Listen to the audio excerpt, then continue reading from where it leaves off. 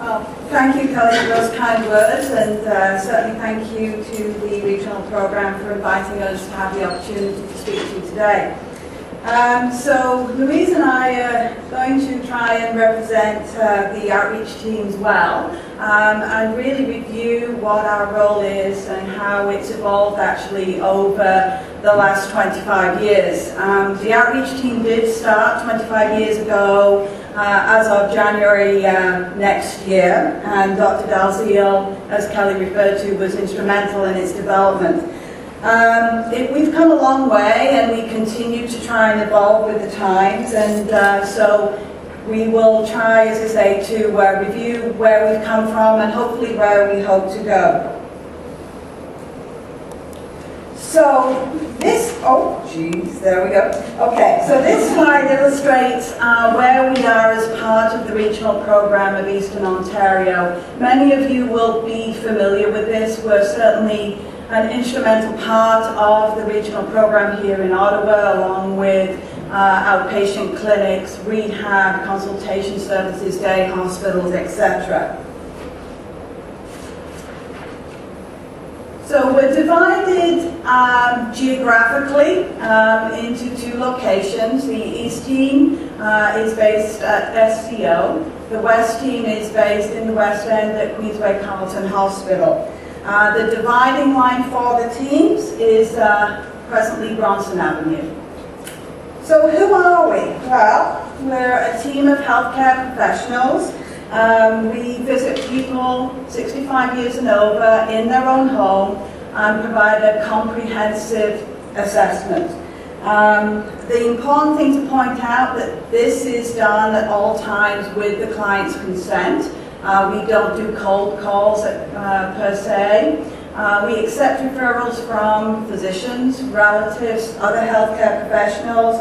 That can include GEM, CCAC. Also, we get an increasing number of referrals now from specialist departments within the hospital, such as neurology. Nephrology is one that actually refers to us quite regularly now. So we get a broad range of referrals.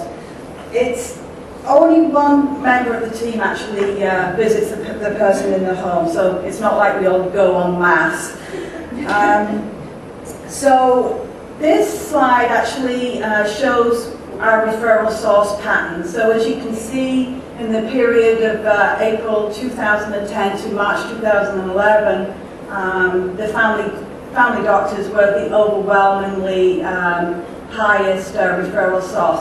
The SP down here stands for specialist, so as I said, things like neurology would come under that. Other really accounts for clients, family members themselves, and various others in that bracket. So we're made up of a team of assessors and also our office support, which is our intake coordinator. We have an intake coordinator at each site, Marie-France at the East team and Sue at the West team. They really make the system move along smoothly, so we certainly couldn't function without them. The assessors themselves are made up of nurses, occupational therapists, physiotherapists, and social workers. A geriatrician is there as a clinical consult, and I'll certainly talk to that in a moment.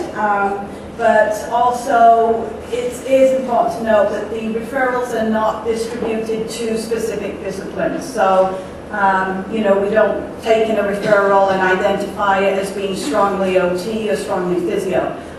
It can go to any one of them. So what are our major functions? Well, I guess our primary function is as an entry point to the specialized geriatric services here in Ottawa. But we also do have some other very important functions. We have a clinical teaching function. We're very heavily involved with the Enhanced Geriatric Education Program here in Ottawa. And one of our team members, Linda Denis, has been very instrumental in developing that. Also for evaluation and research. Now, how we coordinate these other activities, if you will, through two task forces that are local to our teams and made up of members of the East and West team. And we have a community development task force, and we also have a program evaluation task force, and they manage these other activities that we're involved in. So what is our goal? Well, our goal is to help improve the quality of life, to promote health, independence and safety in order to help seniors remain in their own surroundings as comfortably as possible.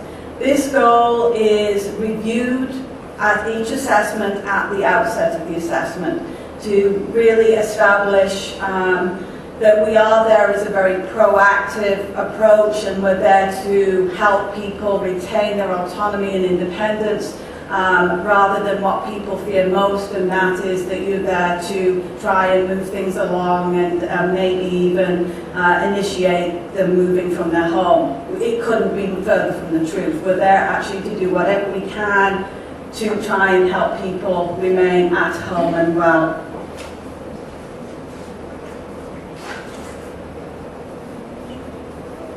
So, to do this, we provide a comprehensive multi-dimensional assessment. It is a multi-dimensional assessment. It is not a multidisciplinary assessment, as there is only one assessor that goes out to the home. And we don't work, although we're out there on our own, we certainly don't work alone. We work with other health services, community agencies, with the family physicians very closely. And we work together really towards the goal that I referred to a minute or two ago, and that is to help people remain as independent and functioning in the community for as long as possible. What we then do is refer the client on for further assessment and treatment where appropriate. So the question is, when do you refer to geriatric outreach? Well, a recent onset of one or more of the big geriatric giants, which I'm sure I'm speaking to the converted here, but just to run through things like cognitive impairment, falls, incontinence, mobility, decreased function, and polypharmacy. A major change in social needs and support. So that, for example, could be a change in the caregiver availability, recent death of a spouse, etc. Safety concerns is huge, as you're probably aware. Frequent use of the healthcare system. This refers to things like multiple visits to the emergency room, or even when family doctors start to see their patients coming into their office on a more regular basis. That certainly could be a flag as to the appropriateness for a referral to us. So what can you expect from an outreach visit? Okay, so as I said before, it is a multidimensional screening assessment.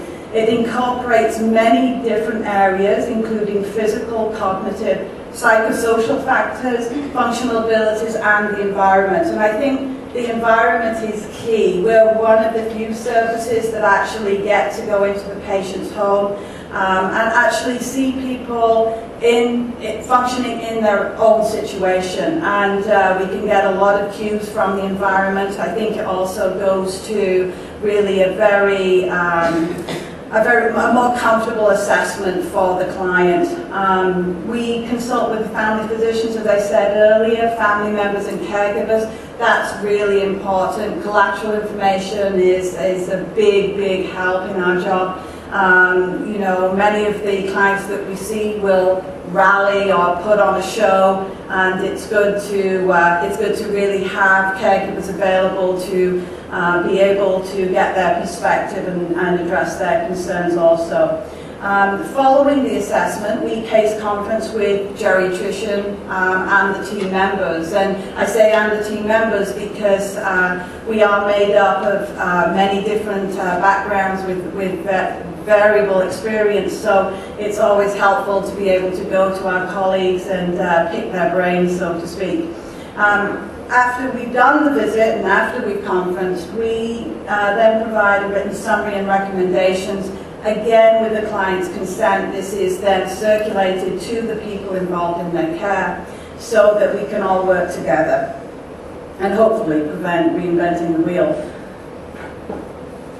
This is a nice slide, actually.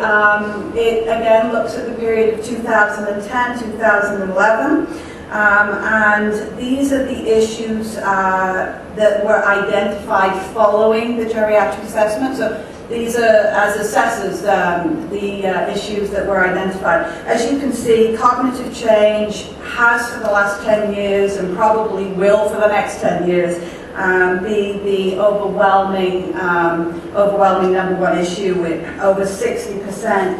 But as you can see, the other issues are not that far behind and quite equal. So, you know, that represents, I think, very, very well the population that we're seeing, which is, you know, clients maybe with a primary issue but many comorbidities. This really looks again at the period of time that I've been talking about, April 2010 to March 2011, and these are the post recommendations. So when our assessment is done, we've conferenced with the geriatrician. This really looks at the recommendations that are made. As you can see, the day hospitals being Gruyere, Queensway, Carlton and Civic are the overwhelming combined number one recommendation, and certainly that's what we see, is that a lot of our clients that we see in the community, they go on for further assessment at one of the day hospitals. But we do work very closely with our other partners here in Ottawa, being, you know, here at the ROH, Geriatric Psychiatry Community Services. There are a number of clinic opportunities. CCAC, absolutely, they're a partner that we work with very closely. And you'll see the tall column there for GP, and that really talks to recommendations that the geriatrician and ourselves have made to the family doctor following the assessment, maybe for blood work, things that they can consider in the future or follow up for the clients. The other column really looks at things like Meals on Wheels, other community services, etc., of which there are many. I mean, we're very rich here in Ottawa in the resources that we can offer our clients, so that would be captured under other. So the age distribution, certainly our clients are older, as you would probably expect. But the age has increased. It's increased since 2001 by nearly 3 years.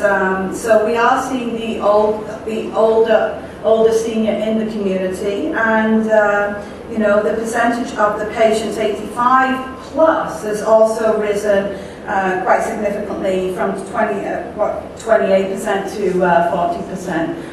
So, you know, this does have its challenges, but it is nice to also see that, you know, we are seeing the older seniors, which, you know, I would like to think reflects the fact that we are helping to maintain seniors longer in the community.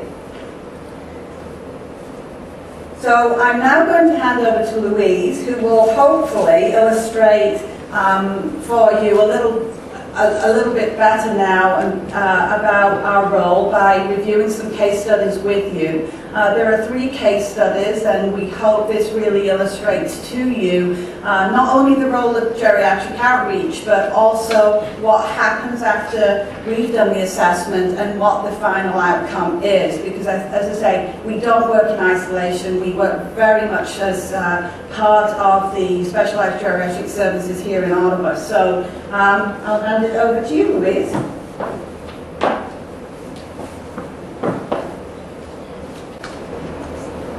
Thank you, Lisa, and thanks everyone for coming out this morning. This morning I'm going to talk to you about 3 clients that I've seen in the past. I've chosen them because they're referred to us from different referral sources and for different reasons, and the outcomes have been very different as well.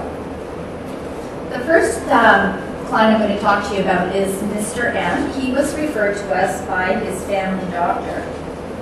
He was an 85-year-old gentleman living with his wife. His children lived in the area, and his son was actually present for the assessment. As I said, he was referred to us by his family doctor for assessment of function. But in speaking with Mr. M, his main concerns were changes in his mobility and his balance, tremors, difficulty swallowing. His wife and his son, however, were more concerned about the 2-year decline in his short-term memory and an increase in appetite and strong craving for sweets. Now, his medical history included a stroke and an MI in the previous year. He suffered bipolar disorder, but it was well controlled. He had an aneurysm. He had hip fractures in the past, and suffered from, he had peptic ulcer disease and had an irregular heartbeat. His medication list included lithium carbonate, vitamin B, ASA, calcium with vitamin D. Now, when I did the assessment with Mr. M, this is what I found. Indeed, there were problems with his short-term memory. He was forgetting to give his wife messages from telephone calls, and he was mixing up the information. He was burning things on the stove. He was misplacing things. He had recently misplaced a check for a significant amount of money. And I had done pill count, and it was very obvious that he was not managing his medications as he should have been. And his wife was not involved at that point. He had a difficult time giving me accurate information, and so the wife and the son often gave me some clarification. He had a CT of the head done 6 months prior, and he had a stroke, so obviously he had some changes on the CT scan. I did an MMSE with him, and he had the 22 on 30 as a score. His clock drawing was abnormal. Now, with regards to behavior, his wife and his son said that he was constantly eating, and they couldn't keep the peanut butter and jam on the shelves. He was actually hoarding it and bringing it into his room. With me, he told me a couple of odd stories. He said, this gentleman used to like to go to bars and have a drink, and he said that in the last year, he was convinced that the bartenders were trying to poison him. He also told me a story about once when he was at the bar. These two gentlemen came in carrying a cadaver on a gurney. The cadaver got up, sat at the bar, had a drink, and then walked out. Well, these are odd stories, but you believe these things. He was having difficulty with his mobility. He had a cane, but he definitely had to use furniture in the walls as well for support. He walked, taking very short steps and with a decreased step height. It looked like almost like he had lead in his shoes. It was really hard for him. And he said, yeah, since the poisoning, my legs and my feet feel very heavy. He also had a fall two months before my visit. He was coming out of the bank and felt his legs very heavy and weak, and he lowered himself to the ground. He had definite visible tremors. He said he'd had the tremors only in the last year, but his son said he'd had tremors for the last 10 years, definitely worse in the last year. He did have trouble swallowing, foods especially. He said that it would itch when he ate sweets or meat, and he would cough. And his wife was quite concerned about this. And obviously there was impact on function from a cognitive perspective. I discussed this situation with the geriatrician and the team, and the outcome was a recommendation for the geriatric day hospital. At the day hospital, he had several visits and was seen by several of the team members. He was seen by a geriatrician, a nurse, an occupational therapist, physiotherapist, speech therapist, and a social worker. At the end of all the visits, they had a family conference with himself and his family and discussed the recommendations and went over the findings from the day hospital.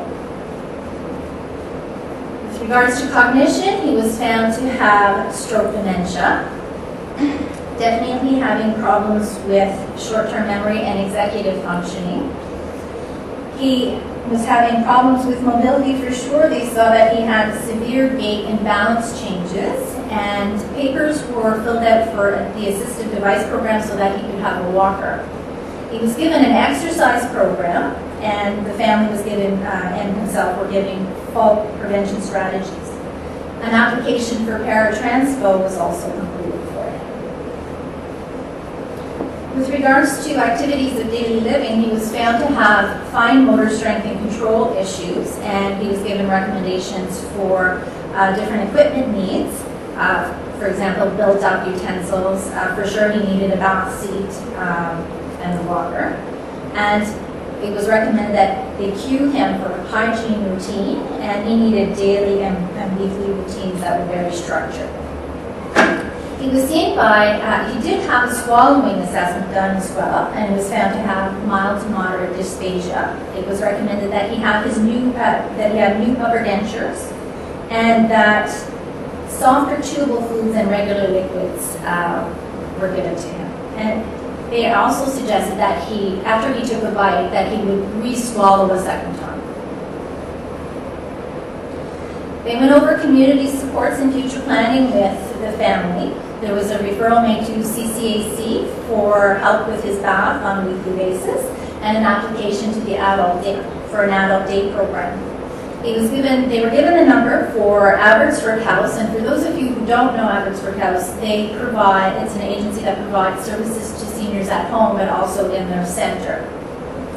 It was recommended that Mr. and Mrs. M consider relocation, and they were given a list of retirement homes. And also there was a referral made to the Alzheimer's Society's First Link program. Safety recommendations were also presented to them as well. For example, it was suggested that he have a blister pack, but not just have the blister pack, the wife had to also help monitor. It was also suggested that he have assistance with financial activities, and that they post 911 by all phones. And as I mentioned, have his upper dentures replaced and follows swallowing guidelines. So, had Mr. M not had a geriatric assessment and gone to the day hospital, the family would not know what was the root cause of the issues and would not have known how to tackle these things. So this helped by giving him a diagnosis, and he was given strategies on how to reduce risks, and the family was much better equipped to face the future.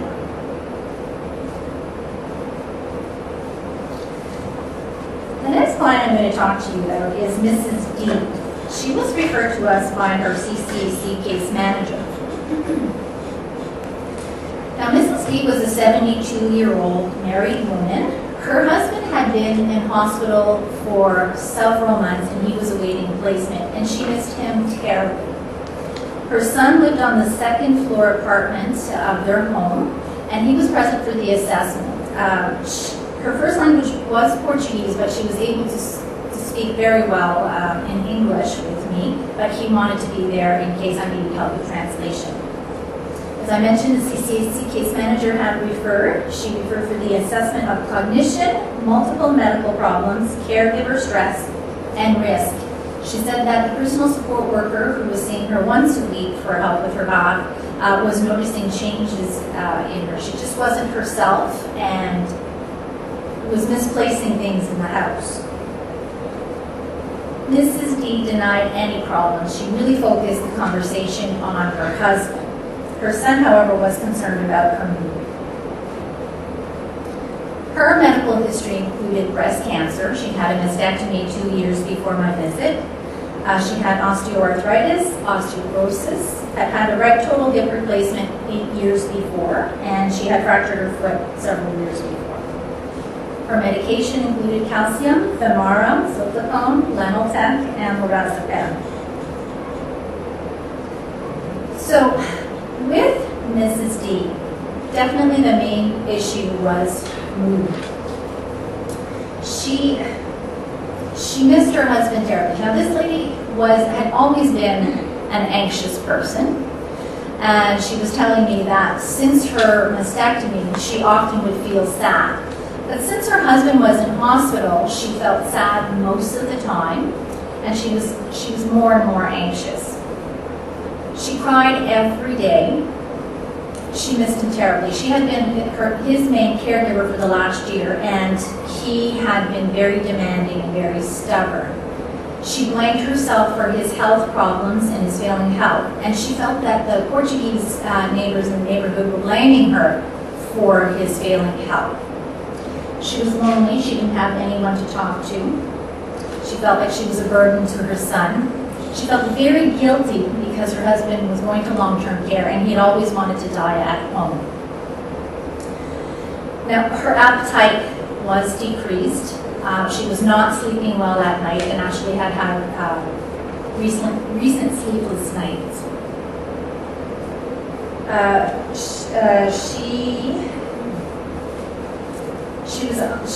With regards to cognition,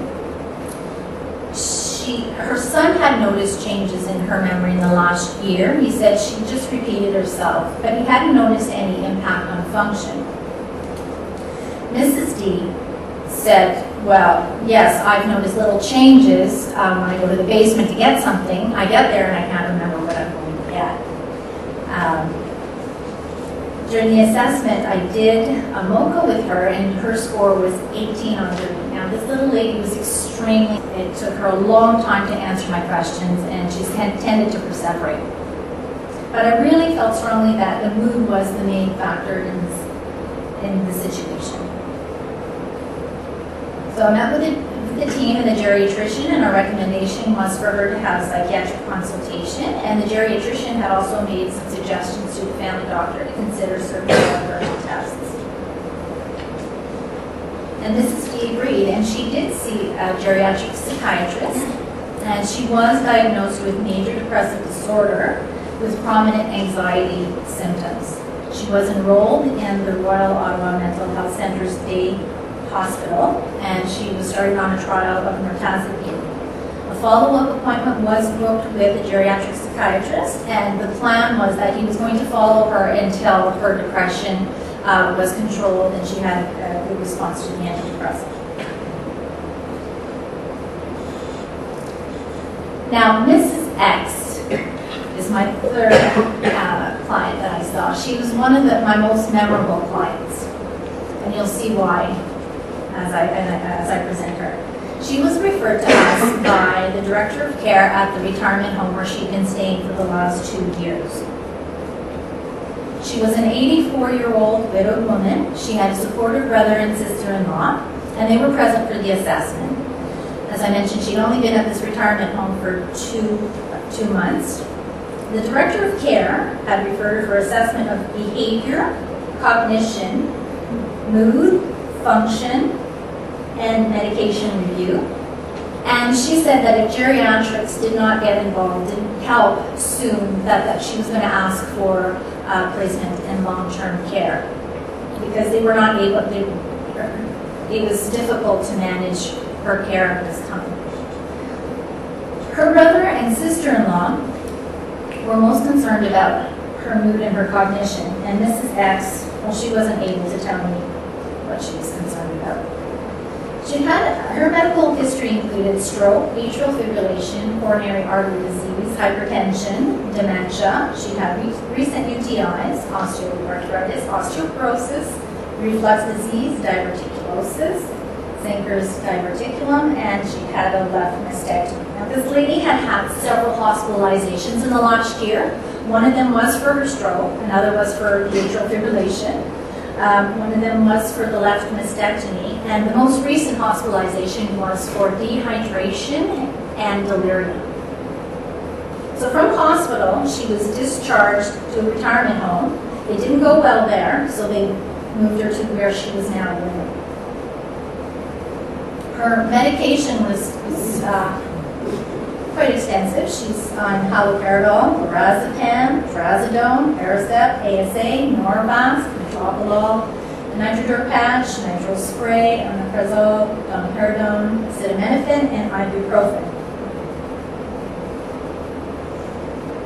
I did identify, with the help of the director of care and her family, many, many issues, as you can see.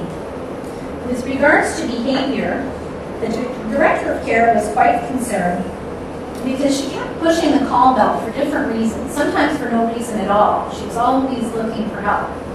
She would cry a lot. When people were walking in the hallway by her room, she would cry out to them. She would sometimes cry out to her mother, who was obviously already passed away. She would refuse to go to the washroom on her own and was very, very dependent and clingy on the staff. Now, her brother and sister-in-law said that she had changes in behaviors since her hospitalization for delirium. With regards to mood, her brother and sister-in-law said she was lacking in motivation. She would stay in bed all day. She had told her brother that on several occasions that she wanted to die. Now, during the assessment with me, she was lying down for most of the assessment. She cried at some point, she whimpered, she whined. At one point, she was facing the wall, scratching the wall, calling for her mother. She told me that she wondered what was going to happen to her because she couldn't do anything for herself anymore. She was worried that they were going to move her again. Her appetite was poor. She had significant weight loss. She had vague complaints of pain in different areas in her body. She was thin, pale, she was disheveled. And actually her brother had noticed changes in her energy about 6 years prior. He would take her out to appointments and run errands with her, and once they got home, she was completely white. With regards to function, her brother noticed changes in the last 11 years. Her husband had died 11 years ago, and after that he had to help her. He had to help her with cleaning of her apartment because she was very messy. There was always piles of paper all over. So he was doing cleaning. He would take her out shopping, and would take her out for appointments. And in the last year, he had to take over finances for her. At the retirement home, she was dependent on staff for even cutting up her food. She didn't even want to do that on her own. She needed help with dressing, with bathing. She didn't want to go to the bathroom by herself. She'd press the call bell to make sure someone came with her. With regards to memory, her brother and sister-in-law had noticed changes in the last year. More marked change since her last hospitalization with the delirium. And when she was at the hospital with the delirium, she was diagnosed with dementia. I managed to do an MMSE with this lady, and she scored 22 on 30, and her clock drawing was abnormal. She was very, very slow to answer my questions, if she answered at all. She couldn't remember where she grew up. She couldn't remember what kind of work she had done. And her alertness and her attention fluctuated throughout the assessment. And at one point, she actually fell asleep. But at other times, she was quite alert and bright. With regards to mobility, the sister-in-law had noticed changes in the last 18 months. She said she walked like a penguin, and she always wanted to hold on to someone. She had a walker when I was there, and I got her up. She had a really hard time getting up from her bed. She walked only a very short distance and said, I need to get back to bed. And she went back to bed and lied down. Now, as I mentioned, she had fatigue over the last six years. And future planning was in question. Did she need to go to long-term care? So I presented her situation to the geriatrician and the team, and what we felt was the best course of action for her was for her to be seen at a geriatric day hospital for assessment of possible delirium, possible depression, and medication review. At the first visit at Day Hospital, it was determined that her presentation was too complex to sort out on an outpatient basis. Therefore, an admission to inpatient geriatric assessment unit was arranged for the next week. Now, I have to tell you that this does not happen very often. It's a very rare occasion, but it does happen if things are too complex. At the geriatric assessment unit, assessment, mood, cardiac status, and mobility were addressed. With regards to cognition, she was seen by an occupational therapist and a neuropsychologist. The neuropsychologist concluded that her score was much better than expected given her marked apathy and poor participation. Her primary problems were in processing speed and working memory. And it was felt that her presentation was more consistent with a depression rather than a pseudo-depressed frontal lobe syndrome. Now, the OT assessed her function and felt that she sought help often when she would, for activities of daily living, when she was much more capable, she was capable of doing a lot more for herself. With regards to mood, she was seen by a geriatric psychiatrist who felt that she was depressed and had become toxic on Aricept and haloperidol, which led to anorexia and dehydration. The final diagnosis was psychotic depression. When she was at the inpatient unit, she developed cardiac issues, and that was stabilized on the unit. And with regards to mobility, she was seen by a physiotherapist who recommended that she use her walker at all times. But she also felt that the client needed supervision because she was quite impulsive and had poor judgment with regards to mobility. Now, at discharge, she did have a patient follow-up with a geriatric psychiatrist. And this is we don't often see our clients after they've been through the geriatric day hospital or the inpatient unit. But with this lady, I was lucky enough to see her afterwards. I had been into the retirement home to do an assessment with another client, and the director of care caught me and she said, "Have you seen Mrs. X since she's back?" And she took me to her room and introduced me to her. It was a complete transformation. This thin, pale, disheveled lady had gained weight, had beautiful color, her hair was done, she was wearing makeup, dressed beautifully, sitting in her rocking chair knitting.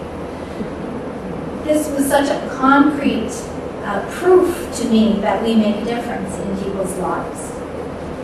I'm convinced that geriatric assessments for people who are having problems, especially early on, if we can catch them as soon as possible, we can make a huge difference. So thank you very much for your attention, and Lisa's going to finish up.